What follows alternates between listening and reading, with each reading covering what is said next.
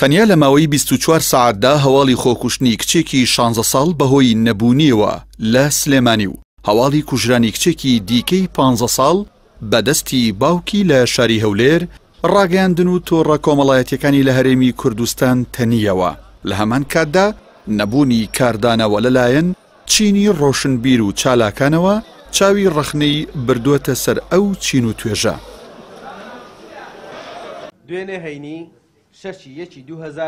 وتەبێژی پۆلیسی هەولێر ڕایگەیاندووە ئەو کچەی لە هەولێر گیانی لەدەستداوە لەلایەن باوکیەوە بە دڕندەترین شێوە کوژراوە. باوکیشی بەکارهێنەری ماددە هۆشبەرەکان بوو و پێشتر پێشینەی تاوانی هەبووە. بێدەنگی و بێهەڵوێستی زۆرینەی نووسەر و ڕۆشنبیران لە بەرامبەر ئەو دوو ڕووداوە دڵتەزێنەی تیایدا دوو کچی گەنج گیانیان لەدەستدا لە کاتێکدایە هێشتا 2 هەفتە بەسەر ڕووداوەکەی گەڕەکی هوانەی سلێمانیدا تێنەپەڕیوە کە تیایدا ئەو نووسەرانە بێ ڕوونبوونەوەی هۆکار و پاڵنەری ڕووداوەکە پەلاماری ئیسلام و پارتە ئیسلامیەکانیاندا و پەنجەی تۆمەتیان ئاڕاستەی پەروەردەی مزگەوت و وتاری مامۆستایانی ئاینی کرد. ئێستا بەشێک لە بەکارهێنەرانی تۆڕە کۆمەڵایەتیەکان بە تەنزەوە نووسیویانە ئەگەر ئەو باوکەی لە هەولێر کچەکەی خۆی کوشت بێمەبەستیش ڕێی بکەوتایەتە مزگەوت و هۆکاری ڕووداوەکان بەخوێی چێشتیش بگەیشتنایەتەوە ئاینی ئیسلام، ئەوە ئێستا ڕۆشنبیرەکانی کوردستان زەوی و ئاسمانیان بەسەر یەکدا دەدا و تۆمەتی داعش بوون یان مەترسی بوونی فکری داعشیان دەدایە پاڵ بکوژەکە. بەڵام کەوا نەبووە ئەوە تا ئێستا قڕوقەپیان کردووە و تەواوی فەلسەفە و بنەماکانی ئازادی و مافی مرۆڤ و ئافرەتیان لە بیر خۆیان بردوێتەوە.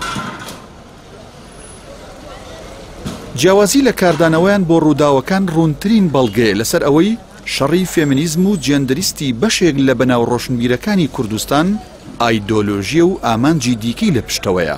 ئەوان بۆ مافی هیچ کەس لە هەوڵدانین ئەوەندەی شەڕی ئایدۆلۆژی ئیسلام و بێزاری خەڵک بە پابەندی بەو ئاینەوە دەکەن و دواتریش لە خەمی گەرمکردنەوەی گیرفانی قوڵیاندان. ئەمەڵوێستا هێندەی دیکە جەختی لەو ڕاستیە کردەوە ئەو ڕۆشنبیر و نوخبە و قەڵم بەدەستانەی کورد بە پاڵنەری بوغز و ڕق و کینە دەجوڵێنەوە و بەیەک چاو تەماشای ڕووداوەکان ناکەن. لەو دوو ڕووداوەش کە دوو کچی لاو تێیدا بوونە قوربانی و ناتوانن بیبەستنەوە بە ئاینەوە هەر بۆیە پشتگویان خستووە. بەڵام لە کاردانەوەی ڕووداوی دەرکردنی کچێکی نیمچە ڕووددا لە مەیدانێکی پڕ لە کوڕان دونیایان پڕ کرد و دوجار لەویش شکستیان هێنا. ئەو پرۆژانەی بەشێک لە نووسەر و ڕۆشنبیران و چالاکانی هەرێم دەهۆڵی بۆ دەکوتن لە مێژەوەک ئاشی لە ئاوکەوت و هەڵناسوڕێن و لە تەواوی دنیادا بازاڕیان لە کزیە. بۆ پێی پرۆژەی بێبەرهەمن و هیچ پێدراوێکی ئەرێنی بۆ کۆمەڵگە زیاد ناکەن و لە داهاتووشدا ئاسایشی تاک و خێزان و کۆمەڵگە دەخەنە بەرمەترسی جددیەوە.